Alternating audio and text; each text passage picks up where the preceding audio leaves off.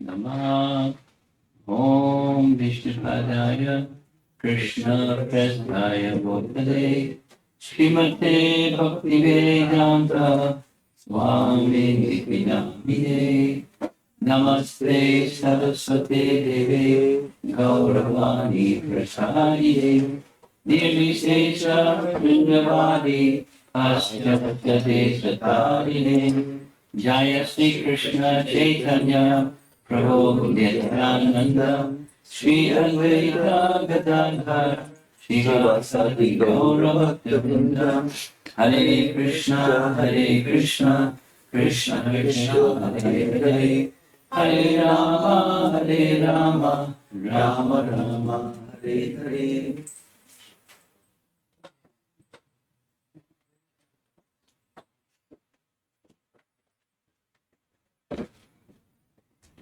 The topic that was selected for this visit, go ahead, is the intention is prepare ourselves for Nrsimha Deva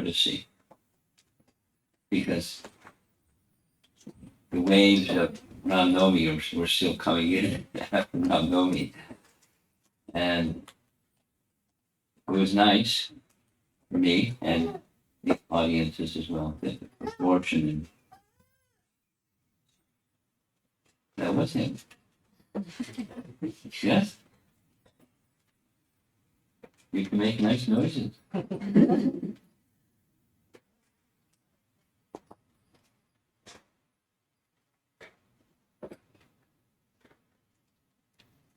Let's see what happens. Okay.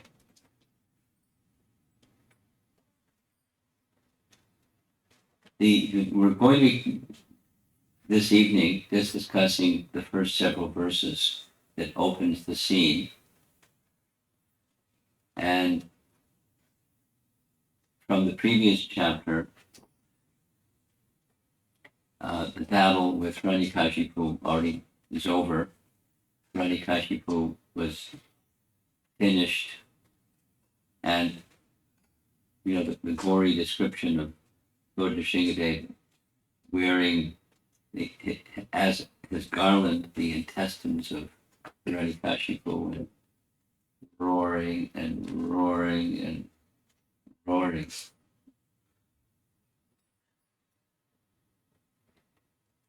And so the scene is the demigods have come to appreciate the personality of Godhead in this unique feature.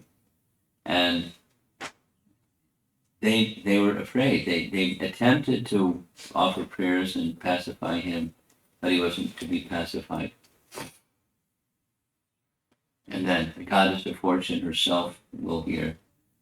She had never seen this form before, but we hear the description of Vishwanath Chakravarti Thakur.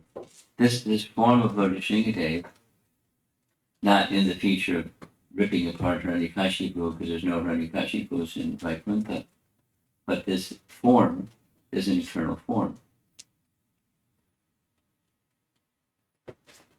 It's in relation that we had this nice discussion about the Lord's eternal pastimes and his temporary pastimes. Nitya Lila and Naimitika Lila, the occasional pastimes, Bhaktivinoda Thakur calls it, or the terminology that's used is occasional pastimes. It's a nice understanding. Within the original personality of Godhead is everything. And in the spiritual world, in Vaikuntha realm, or in Goloka, both, he manifests Nitya Lila. And those who are very knowledgeable and accustomed to meditating on the Lord's eternal Lila during different times of the day, this is not particularly Krishna, during particular times of the day, Krishna does different things.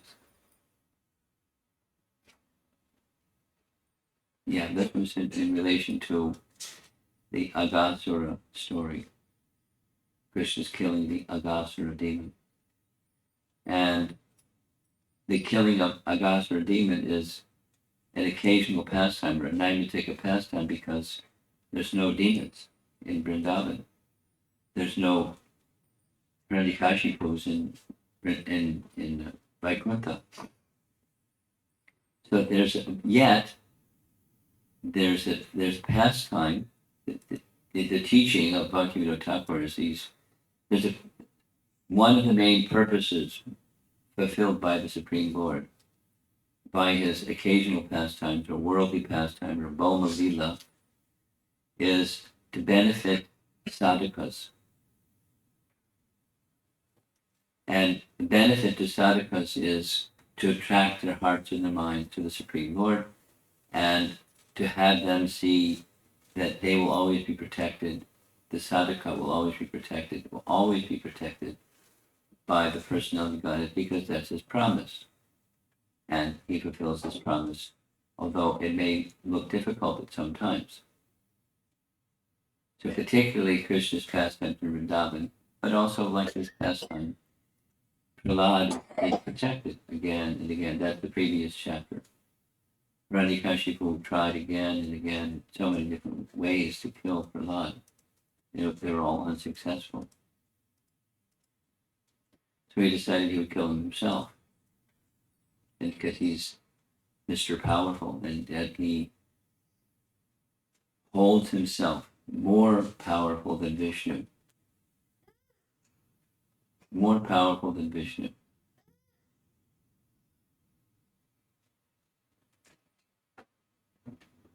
More powerful than Vishnu. Let's see what happens again. More powerful than Vishnu. Because when Prahlad was asked by his father, this is the previous chapter 8, where are you getting your powers? And the answer was, from the same place you are, from Vishnu. My powers come from Vishnu, your power, all powers come from Vishnu, he's the all-powerful.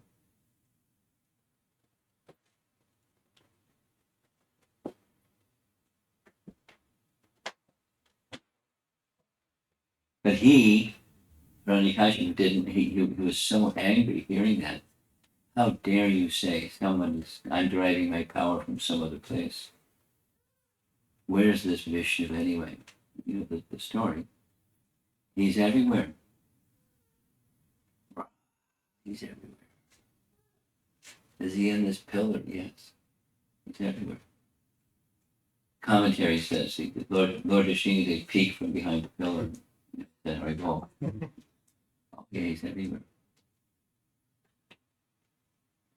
So some descriptions say with his fist, some descriptions say with his sword. He smashed the pillar, and from the pillar came Lord Nrsimha Deva and chased him around and finished him. And he's now still roaring and roaring. So that's the end of chapter 8, and now comes the beginning of chapter 9. Notice the Sanskrit Manu Sam Rambham Manu Sa Sam Rambham. Oops, sorry about that. The great Saint Narada continued.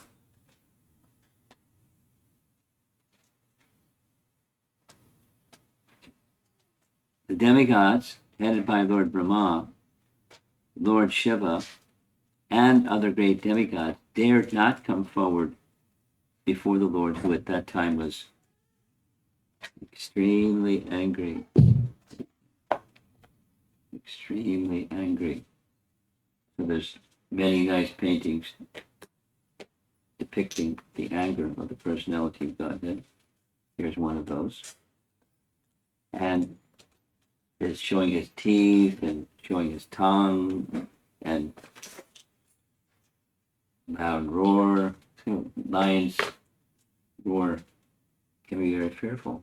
What to speak of his features, what to speak of the Supreme Lord and his anger. So here's the next text. Drishtva tam mahad adbhutam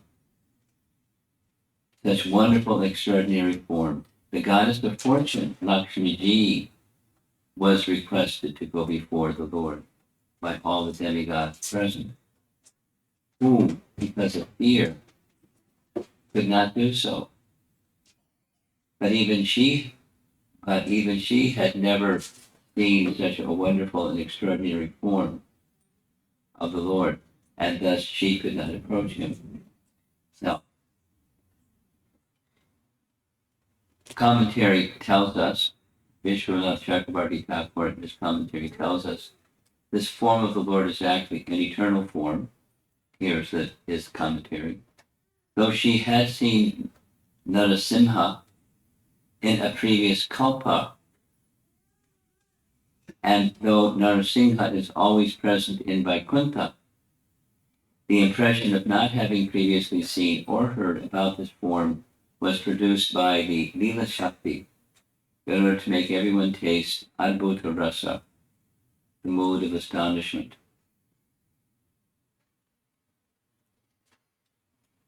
Now a little bit of the science of Krishna's internal potencies. As we know, that the personality of God, it has personal potencies. They're technically Swarupa Shakti. Swarupa Shakti, the potency of his own form. Swarupa Shakti. And Swarupa Shakti, according to Shastra, has three divisions. Shri-Bhu and Leela, or Leela. Shri-Bhu and Leela, or Leela. So this is the third of those three, Leela Shakti. Commonly, in Sri Vaishnava worship, there's a main deity, and then there's an Utsav deity, and on this side and that side of the Utsav deity, there's Sri and Bhu. That's their practice, and that's their teaching, and practice is consistent with the teaching. And this Leela doesn't have a third form. It's on either side, left side, right side of the Supreme Lord. But he is always with his Shaktis. But in our tradition, it's Radha, Lakshmi, Nrsimha, like that. Sitaram, not two forms, but one form. So Shri, Bhu, and Neela or Leela. And the Leela Shakti is very important. It's the Shakti medium through which the Supreme Lord performs pastimes. I'll give an example because we just discussed it with the Chinese devotees the other day. In the pastime of the Agasmara demon, there was Krishna had a plan. His plan was on this particular day that Balaram wouldn't be there because there are different commentaries by different acharyas that say there's this reason, that reason, the other reason. There was some festival, a family festival, or there was his birthday, different reasons. Balaram was purposely absent. And on that particular day, Krishna did something that he didn't do every other day. Every other day, the practice was that Krishna would have breakfast at home. And then after breakfast at home, he'd go with his covered boyfriends, they'd take a little packed lunch, and they would go out to take care of the cow. In this case, because it's just 4 years old, with calves. That was his program. But in this particular morning, they didn't have breakfast. And when the cowherd, because Krishna had a plan, and when the cowherd boys, the first 2/3 of the chapter is just how they would play. This and that and that and the other, and the calves weren't being herded. The calves would just tag along with the cowherd boys because they were attached to the cowherd boys. They were attached to Krishna, were attached to the cowherd boys. And cowherd boys were attached to Krishna, so the calves just tagged along. They weren't herding the calves. The calves were just tagging along. They wanted to be with Krishna and the cowherd boy. And mentioned the Krita Punja verse. Many of you have heard Prabhupada's lectures. You know that verse. The cowherd boys. Shukadeva Goswami is narrating it, and just in the middle of his narrating what they were doing, he burst out with this wonderful appreciation. How fortunate are these cowherd boys? They're not just worship the personality of God, they're playing with him. Like a friend, like one friend and another friend. Young boys playing together. That's how intimate they are. How fortunate are they? How many lifetimes of devotional service, pious activities, and that kind of pious activities, pure devotional service. So that's the scene in the first half up to 2/3 of the chapter is the playfulness, the intimacy. And then comes the change of scene. And the change of scene, Act 1 becomes Act 2. By Leela Shakti, because the boys haven't had their breakfast yet. And it's time for breakfast, past time for breakfast. So Leela Shakti arranges something. Leela Shakti arranges that Agha, who was the younger brother of Putana and the younger brother of Baka, Agha, nice name, right? Agha, wanted to take revenge for killing of his brother and sister, elder brother, elder sister. And so super soul within his heart inspired him to take up this plan of killing Krishna and killing the cowherd boys. So he assumed an 8-mile-long python form. He was a human form that took on this other form. And all the point is, this was arranged by Leela Shakti because there's a further Leela that's to take place besides just killing Avasura. That the next Leela, the reason that Balaram wasn't there, is for 1 year's time, Krishna assumed the forms of each of the cowherd boys and each of the calves to reciprocate with the mothers of the cowherd boys and the cows that wanted to have Krishna as their calf. So Krishna became their calf for 1 year. And Balaram wasn't there for all of that. When the kidnapping took place, Balaram was absent. Anyway, Leela Shakti.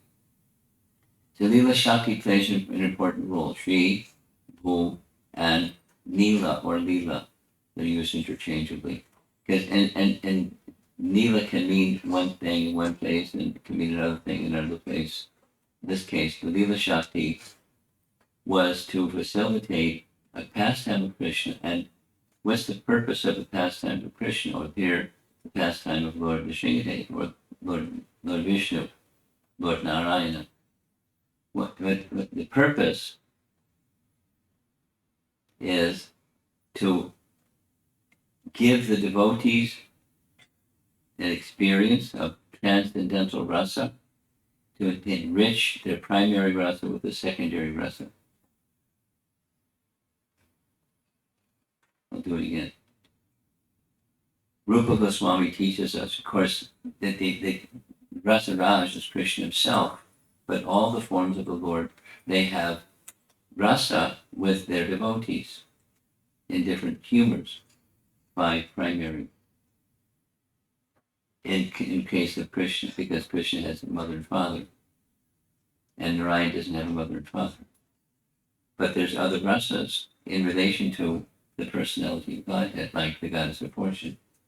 Anyway, to enhance the primary rasa, sometimes the secondary rasa manifests. The manifesting agent is Leela Shakti.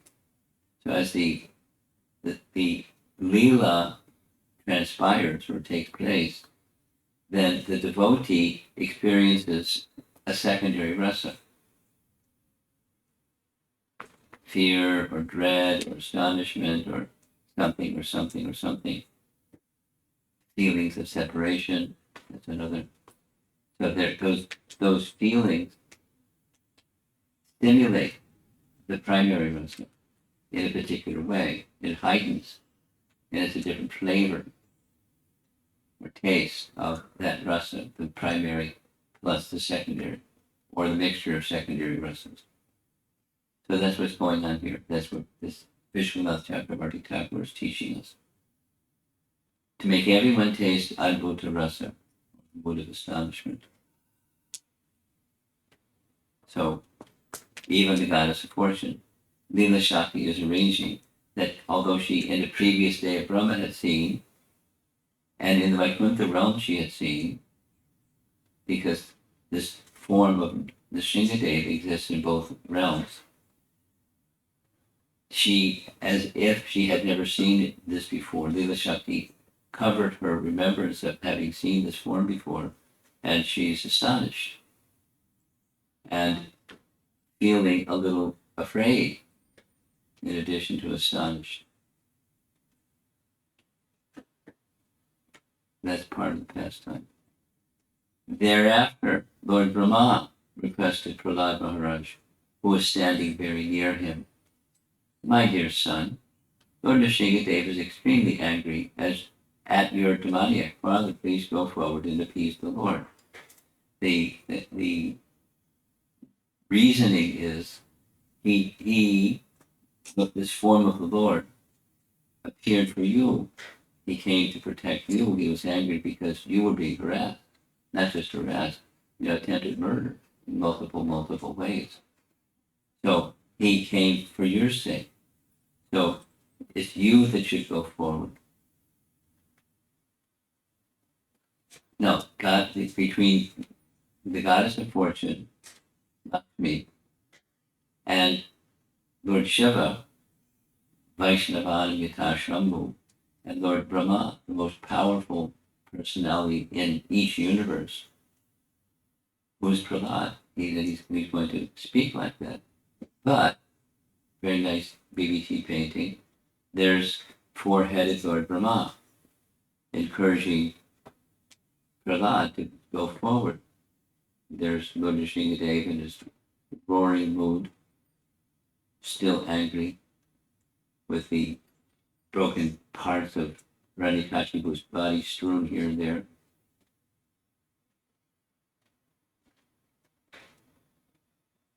Kripaya pariprutaha.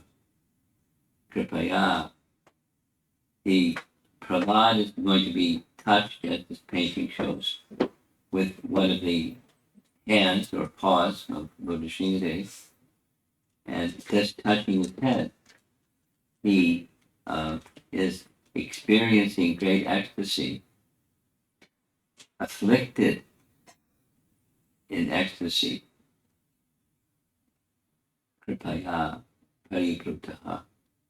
And the Lord's lotus hand, Karam Bhujam, Kritabayam, he created fearlessness. Krita, Abhayam, fearlessness. Now, fearlessness is a nice understanding. There's fear, and there's fearlessness. Now, often fear has something to do with the unknown. It's something that's unknown is what's going to happen next. Or in darkness, because we can't see. Some persons are afraid of darkness. But you turn on the light and then the darkness dissipates because the light is there and then you can see what's what. But there are persons that they're afraid of dark, or they feel fear in darkness.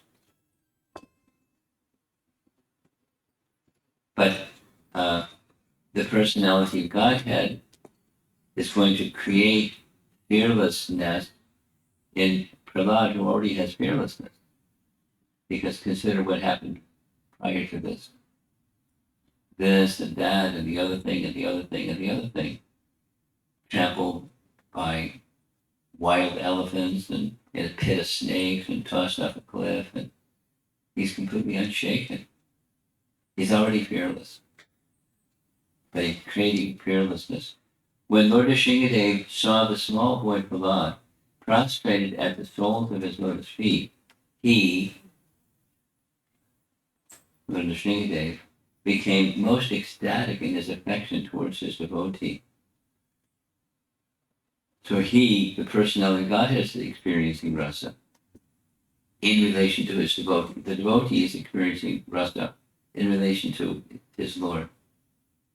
Raising Prahlad, the Lord placed his lotus hand upon the boy's head because his hand is always ready to create fearlessness in all of his devotees. So the touch of the lotus feet, the touch of his hand, the touch of anything,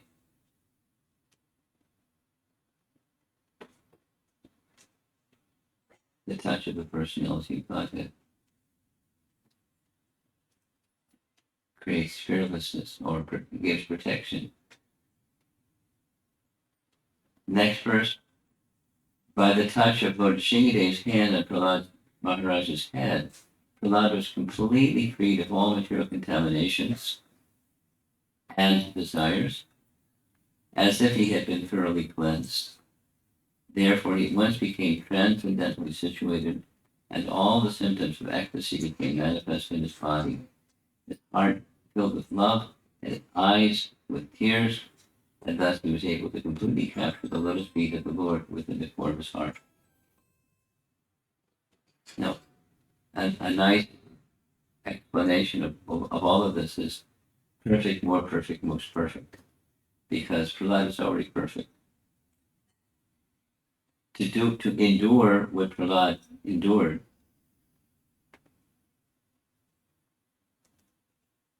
fearlessly, he was already fearlessness, and he was already protected. He was already completely pure. So what's being said, he became freed from all material contaminations and desires, but he had no material desires. Otherwise, he would have been fearful and terrified. And Radhikashipu was further intimidated by the fact that all of these attempts were withstanding. Prahlad was withstanding them. He was, a pot of boiling oil, and he was unscathed, just offering prayers to the personality of Godhead.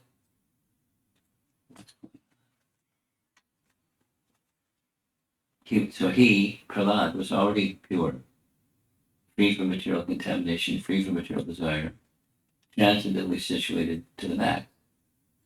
So what's the touch of the hand of the personality of Godhead going to take perfect into another realm? More perfect, most perfect. Part of stepping back, there's a very nice description, one of many nice descriptions, found in Laghu Bhagavatamrita. Laghu Bhagavatamrita is a book by Rupa Goswami that's focusing on avatars of Vishnu. The whole book is a big, thick book with lots of commentary, and he goes through it 3 times, from this angle, that angle, the other angle, different angles. And one of the teachings in Laghu Bhagavatamrita is all the forms of the Lord are transcendental. They're all in the category of Vishnu Tattva. They're not less than Vishnu Tattva. They're all in the Vishnu Tattva category. They're in another category than anything, any living entity, any Shakti, different category than Lord Shiva, different category. And amongst those forms, there's 3 forms that are particularly, there's a Sanskrit term, I forget the Sanskrit term at this moment, they're in unique position. They're amongst all the forms of the Lord, all the avatars. 3 of them are exceptionally endowed with opulences. So Bhagavan has opulences, Vishnu has opulences, and there's more opulence found in Rama and Nrsimha than the others. and more than Rama and Nrsimha is Lord Krishna. Now, Rupa Goswami makes these statements, and of course, there's scriptural evidence to support. It's not just his favoritism or partiality. There's scriptural statements that this pastime of Lord Nrsimhadev and the pastime of Lord Ramachandra, those two, are especially attractive and especially powerful and especially beneficial to hear again and again and again. So certainly within Ramayana, it's well known pastime, well read, well recited, well remembered, and very charming and filled with lessons and filled with spiritual potency. Similarly, the pastime with Lord Nrsimhadev has that special feature. And now back to he being touched by the hand of Lord Nrsimhadev. Already, without seeing him, he's seen him. Before he saw him, he was just protected by him and in a fearless position. So perfect, more perfect, most perfect is the understanding that our acharyas provide. That's what happened. As if he had been thoroughly cleansed. He was already cleansed. As if he had been thoroughly cleansed. So a refresh.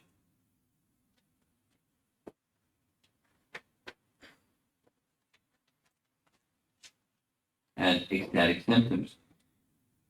Now the Lord was feeling ecstasy also, just seeing this pure devotee come forward, protected, safe, Pradikashipu, that source of danger is gone because he finished him. So he's feeling very happy. Not just like I did it, now the wicked king is dead, but my devotee is protected. And time and again, the wicked king tried to kill his devotee, and his devotee can't be killed. At least Prahlada Maharaj couldn't be killed.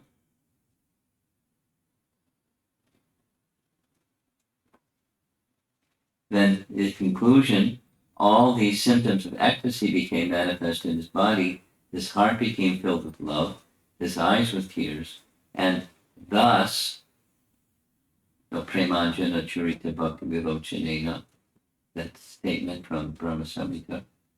Thus, he was able to completely capture the lotus feet of the Lord within the core of his heart.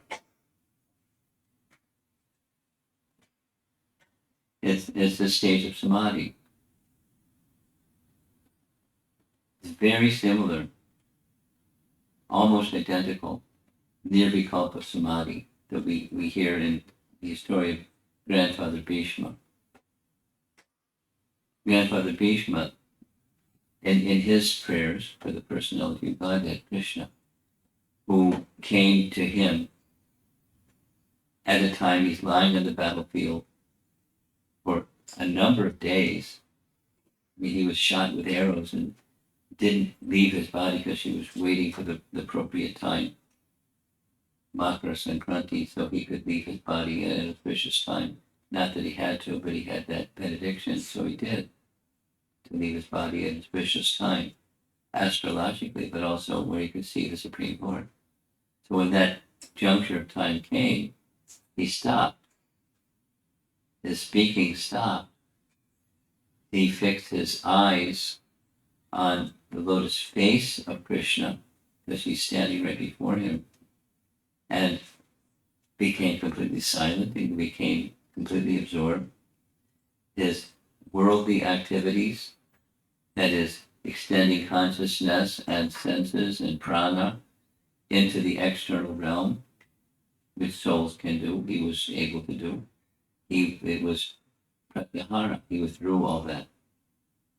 And then Dhyanadhara Samadhi, in sequence, because he was a practitioner, he was capable, a master of that Eightfold Yoga system. Now, Prahlad is not the Eightfold Yoga system practitioner, but he's doing the same thing in a devotional way, capturing the form the lotus feet of the Supreme Lord within the core of his heart. It's superlatively auspicious situation, created specifically for the benefit of Prahlad, so that Prahlad can speak very wonderful prayers. And that's where our topic is going to be. And here's the first of his prayers. Manasa susamana susamahita susamahita. Prahlad Maharaj fixed his mind and sight on Lord Nrsimha with full attention in complete trance. With a fixed mind, he began to offer prayers in love with a faltering voice. It's a nice painting. Lord Nrsimha stopped roaring, and he's looking into the eyes of Prahlad. Prahlad is looking into the eyes of the Lord. And full attention in complete trance. And then that's with the eyes part of the body. Now he's going to use the speaking part of his body to offer very nice prayers. The ability to fix the mind in this way is the result of yoga siddhi, mystic perfection, as stated in the Srimad Bhagavatam 12:13:1. Dhyana avastita tadgatina manasa pashyanti yam yoginaha. And those who are accustomed to hearing Prabhupada lectures, you're all very familiar with this phrase, because Prabhupada repeated this phrase hundreds and hundreds and hundreds of times. As he would, in describing, because in Bhagavad Gita lectures, he's describing what Bhagavad Gita describes, the different phases, but the yoga system, and different ideas. Different persons have different ideas about what the yoga system is. And then he would say the Bhagavatam gives this definition of what is yoga. So dhyana, in the stages of the final three stages of the Eightfold Yoga system, dhyana dharana samadhi, concentration, total concentration, samadhi, dhyana dharana samadhi. The purpose of the yoga system is to come to the stage where the mind is fixed on the palm of the screen. There's this and that and the other thing that precede, but preceding the stage of dhyana, there's number 5 of the Eightfold Yoga system, and withdrawing the mind and senses. Withdrawing the mind and the senses. Because prior to that is the activities that we do. We extend the senses, the organs of perception, and then the assessment of what's that sound, what's that sight, what's that smell. So the intelligence is evaluating what's out there. And then we do stuff, the activities, resting upon those subtle factors, the senses perceiving, the mind receiving, the intelligence evaluating. So the stage that precedes this dhyana is withdrawing all of that. Because that's exactly what, in the mechanical sense, that's exactly what Bhishma Deva did. It says in the verses, he withdrew his faculties, because he's powerful, very, very powerful. So powerful, he was able, Lord Parashuram was not able to defeat him in battle. Super powerful, Parashuram, with his chopper, couldn't harm him. So powerful. But he withdrew that power, and now here, Prahlad, he's not doing that mechanical system, the Eightfold Yoga system, but he's doing the dhyana part. That's because it's what yoga is. That the last phrase in this section, yoginaha, dhyana, avastita, tadgatena, manasa, pashyanti, the mind and the seeing capacity completely fixed. This is another term that's used is nirvikalpa samadhi, or samadhi, dhyana samadhi. No material impediment, no material obstacle, no material affinity.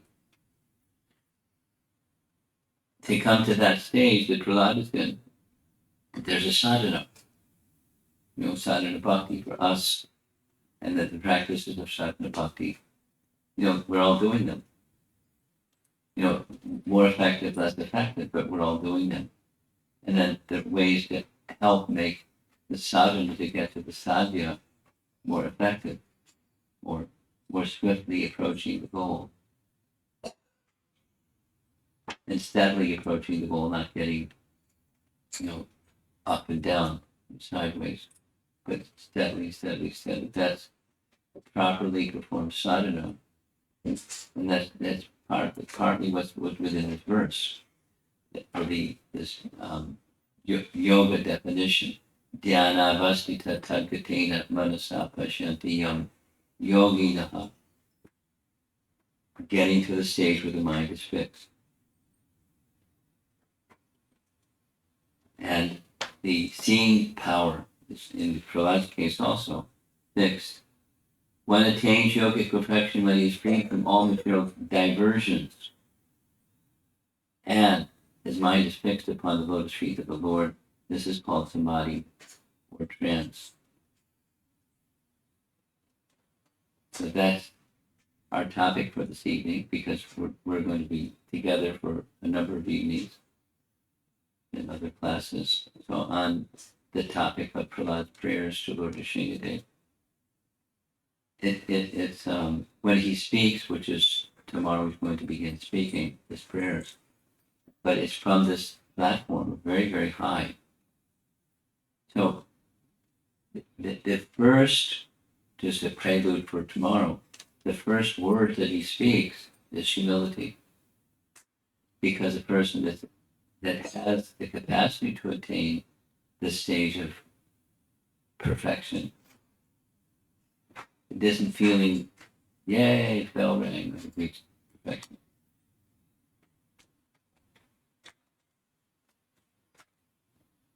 Neither at this extreme or that extreme. It's not a lamentation, a paralysis, self-deprecation kind of humility, but it's a genuine feeling of insignificance,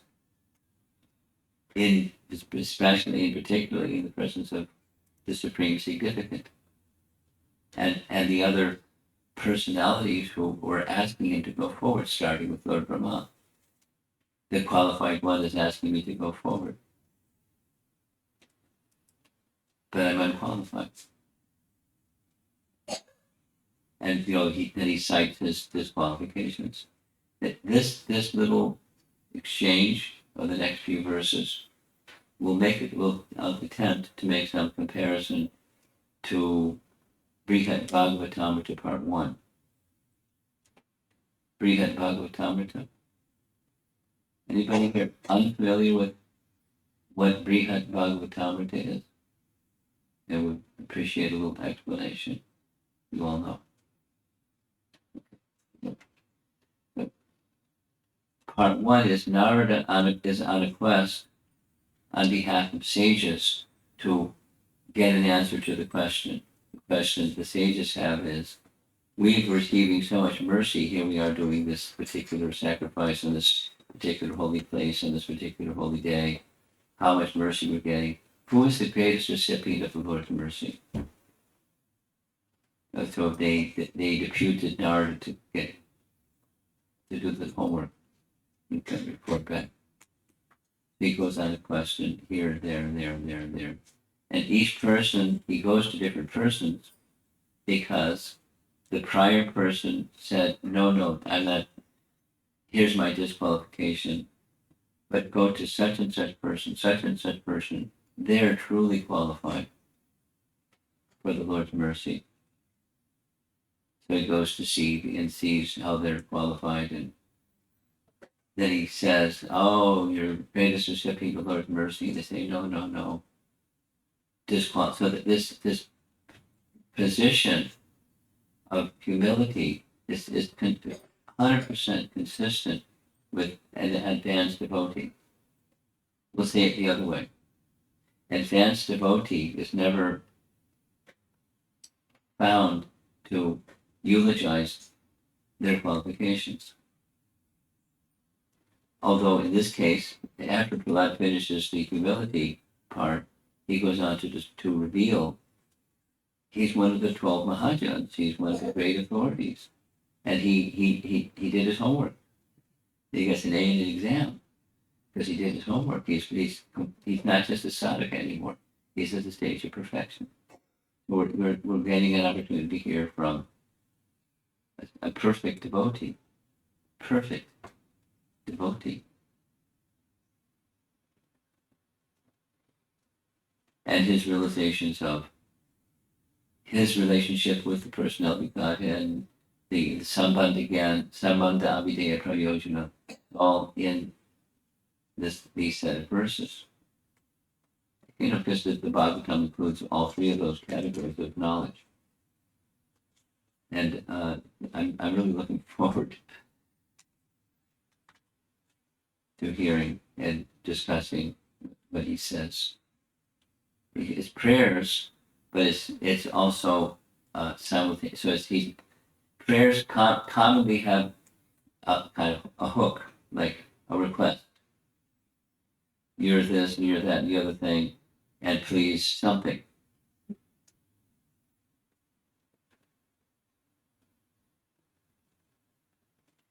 And most of what Prahlad's prayers are is just Sambandha Gyan and the Abhideya Gyan, describing the glories of the process of acting in that relationship with the personality of Godhead. And then the ecstasies that come with one to one who lives like that.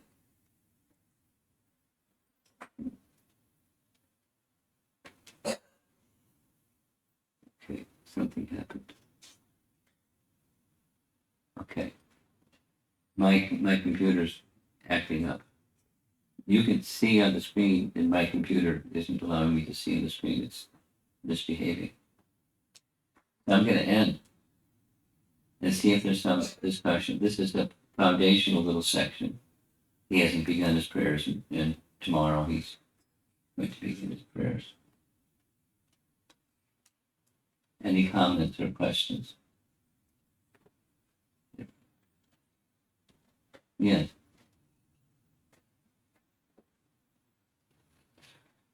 Thank you for highlighting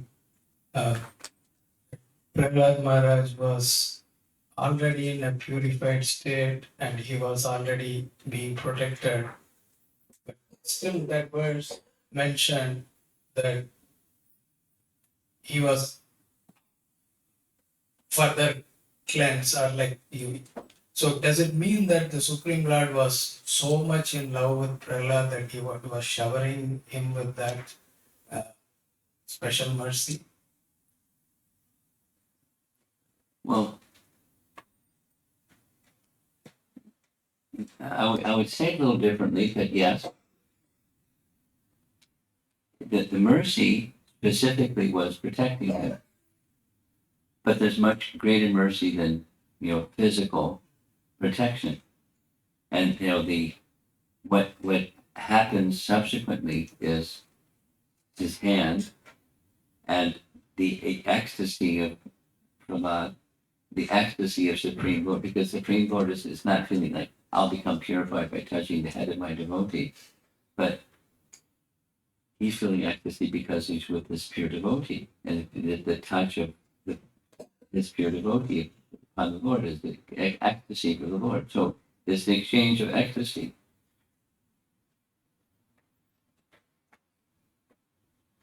So that's a special mercy. There was mercy and then special mercy.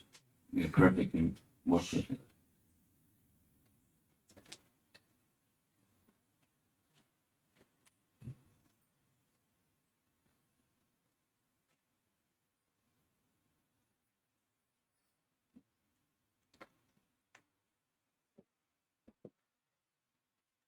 Hare Krishna Guru Maharaj. I have two questions.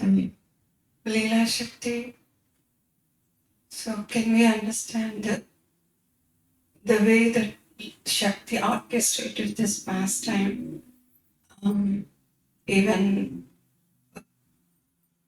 goddess of fortune was scared of the Lord and Lord By the influence of Leela Shakti. Leela Shakti. So Leela Shakti wants to glorify Prahlada Maharaj. That's why she kept all these devotees in the back. It's her remembrance of this form, and thus the adbhuta, or the astonishment at seeing this form, enhanced her rasa, but it also enabled her to be silent and be astonished instead of offering prayers to pacify the Supreme Lord. It's multiple things at one time, in other words.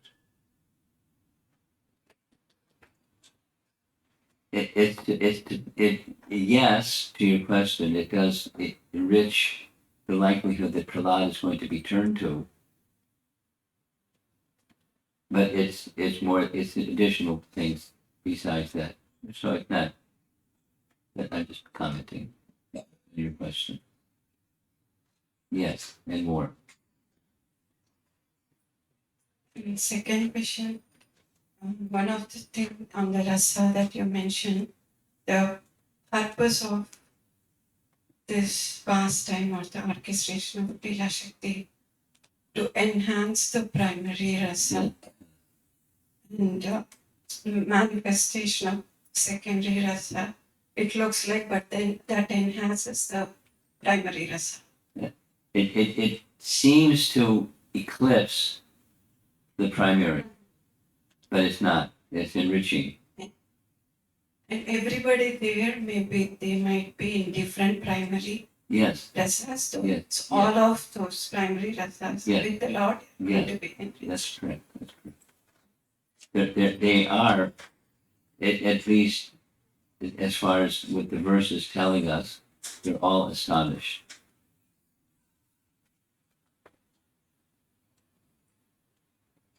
And it's not an veneration, it's an astonishment, because they have the primary rasa. The primary rasa is not neutrality, which is on awe. There's certainly some awe. The astonishment has that feature, but it's more than that, because they have a primary rasa: servitorship, friendship, parental, conjugal.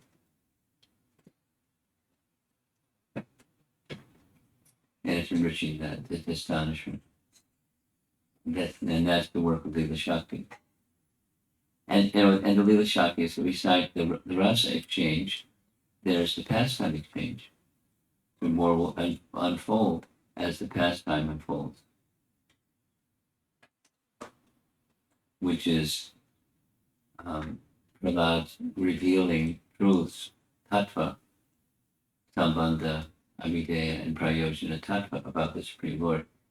Is getting him a platform to speak from. And the Lord likes it. It's for our edification. Generally speaking, these Doma Lila activities, the temporary activities in the Lord's appearance in this world, and what he does, and the exchanges with the devotees and the non-devotees, is edifying. It lifts, gives add light to the consciousness of those who are covered. So like sadhakas, it's particularly beneficial for sadhakas.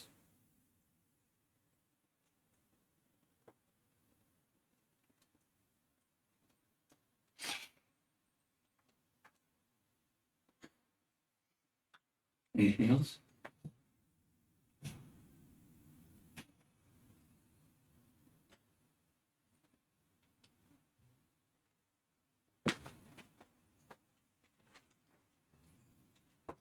Good Maharaj. I was thinking about this, how when Lord's the touch of with the touch of the Lord, one becomes fearless. Mm. That's what it said. And so when one doesn't have the material desires, then one becomes fearless. So, to not to have this material desires, um, just being focused on the process that is given to us, Mm. is that itself takes us to that stage of fearlessness. Yes. Sadhana leads to sadhya. No, let's touch on the sadhya. The verse is describing that Prahlad was able to experience the lotus feet of the Lord within his heart. He was able to experience the presence of the lotus feet of the Lord in his heart. So sadhana, I mean, the language of your question was perfect. There are practices that assist in purification, and then what's the goal of that purification is being purified. What's the symptom of that purification? It's not sometimes, but always that samadhi that fixed, it stays on the contact. Here's a nice comparison from Adi Varaha Purana. There's a description. I think that's the right source. I think it's the Adi Varaha Purana. There's a description where Hanuman, when Ram wants to build a bridge, then the Vanaras are sent to different directions to get big rocks and trees and boulders and stones, and Hanuman goes to Uttar, according to Adi Varaha Purana. He goes to Uttar Kand, which was known by a different name at that time, and Hanuman, picks up Govardhan. And then the description is, he hears a voice in the sky. The bridge has been built, no need to bring more mountain peaks. So he happens to, at that moment, to be over Vrindavan. And he comes in for a landing and he drops Govardhan in Vrindavan, exactly where Govardhan stands today. And then Govardhan becomes upset that you deprived me of the lotus feet, because the Lord Ramachandra was going to walk across the bridge, and you deprived me of the lotus feet, connecting with this discussion. Lotus feet of Lord Ramachandra, I curse you.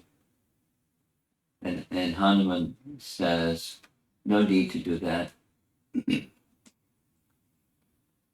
I give you this benediction that later, and when Krishna appears as the personality of Godhead, you will be a centerpiece of that pastime. Not only the lotus feet of Krishna will touch you, but his whole body will touch you, and all the cowherd boys and the cows will touch you,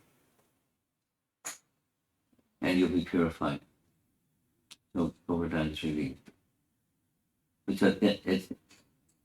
kind of esoteric. What does it mean that the lotus feet of the Supreme Lord touching one, or the lotus hand of the Supreme Lord touching Prahlad, or in one's heart he is feeling the presence of the personality of Godhead? We'll go back to the verse.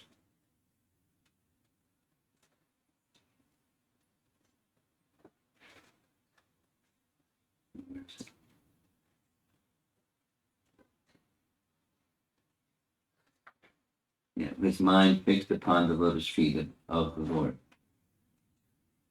No distractions, no wavering, like, exactly as the verse is in the Bhagavad Gita, like a lamp in a windless place. So there's a lamp, but then generally there's motion of air. And so the flame of a lamp or a candle is flickering. And it's not bad, it's just not steady. But where there's no wind, no movement of air, then the flame is steady. So like that, even when there's a hurricane, one's mind can remain steady. When one who's a yogi, because they're fixed. The mind is fixed on the Lord. So even when there's disturbance on the outside, there's tranquility on the inside for someone who's a yogi. And Prahlada had already exhibited that.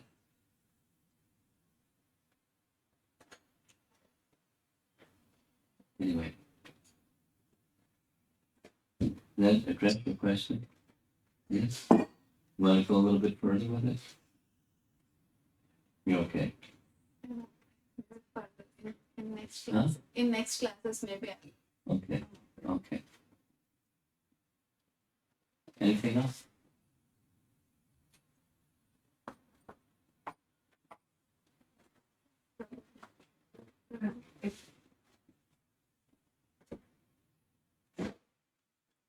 Krishna Maharaj.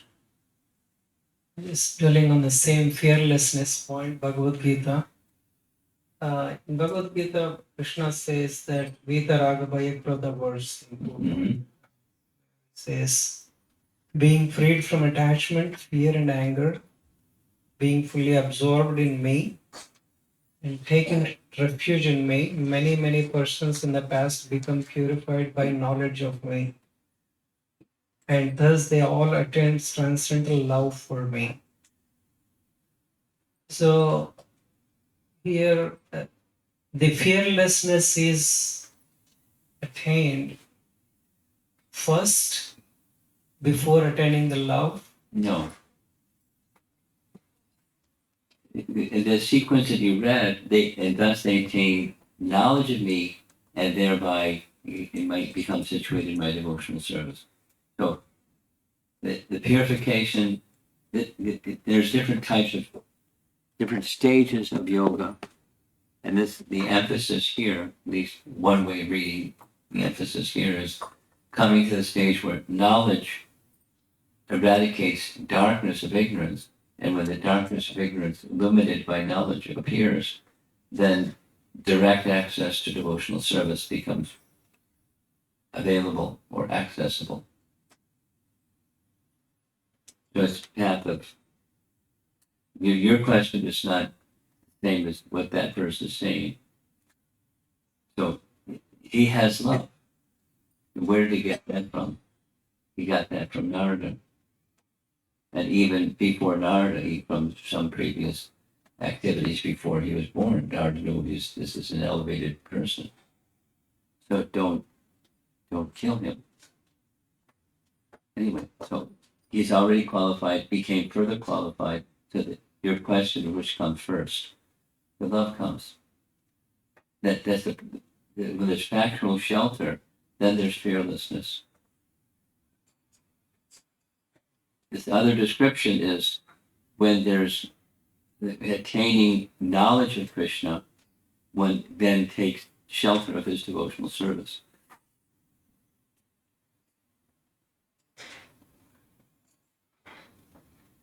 Okay?